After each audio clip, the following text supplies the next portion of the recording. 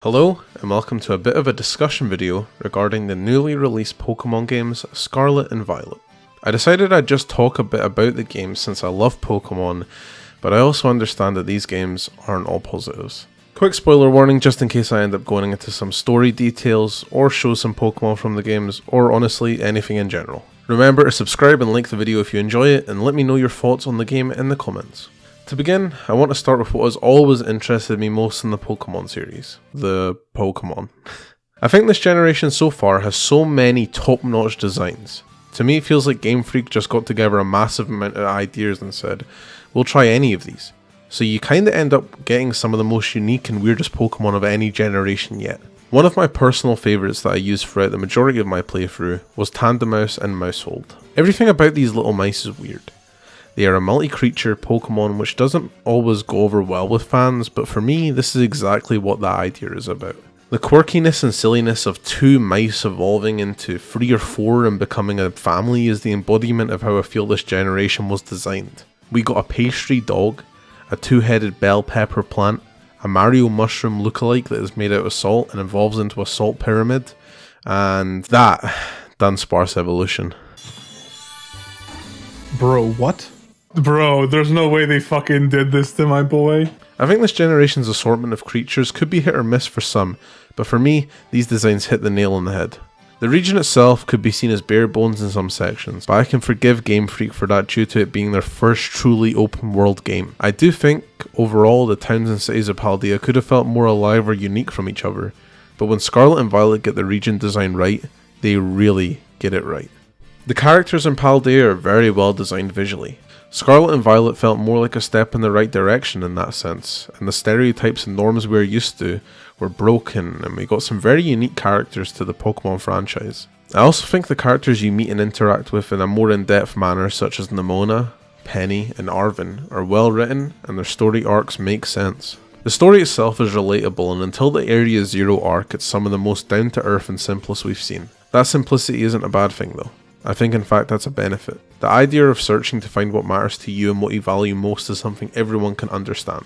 The 3 rival storylines in which we see a bullying epidemic cause students to leave school, a son who has been neglected by his parent because of work, and a hyper-fixated set on their goals trainer who finally feels like they have a rival to match their own level, are engaging and interesting the more we learn and play. Now from what I've said so far, these games could be seen as some of the best Pokemon games yet. And whilst I do believe that, I can't shy away from the fact that these games are plagued by time constraints, performance issues, bugs, and crashes. In some cases you experience the minimal issues, stuttering every so often, characters moving in a completely different frame rate, and some bugs, and at worst the game crashes over and over, making it unplayable for some. The discourse around the games right now is similar to how it was with Sword and Shield. Game Freak shouldn't work on these games anymore if they can't guarantee quality. My issue with this has always been, look at the release schedule of these games. We've been getting almost annual releases of Pokemon games since X and Y. The issue with Scarlet and Violet in a lot of cases is that the game wasn't finished technically. The designs, creativity and base game is incredible and genuinely one of the best Pokemon games we've seen, but the fact that this game was released in 2022 when we had got Legend Arceus at the start of the year shows a big issue. This game needed more time to be finished. In the Elite Four and Champion battles, I had to manually search and listen to the themes due to a bug in which the Elite Four and Champion themes just looped the first 4 seconds of the whole battle for each member. The comments of these themes are filled with similar experiences. That isn't acceptable. For the price these games cost, that isn't acceptable. And that's a minor thing. The crashes, the bugs, the stuttering and performance issues are out of order, and I think the conversation needs to be about the release timings of these games more than who makes them.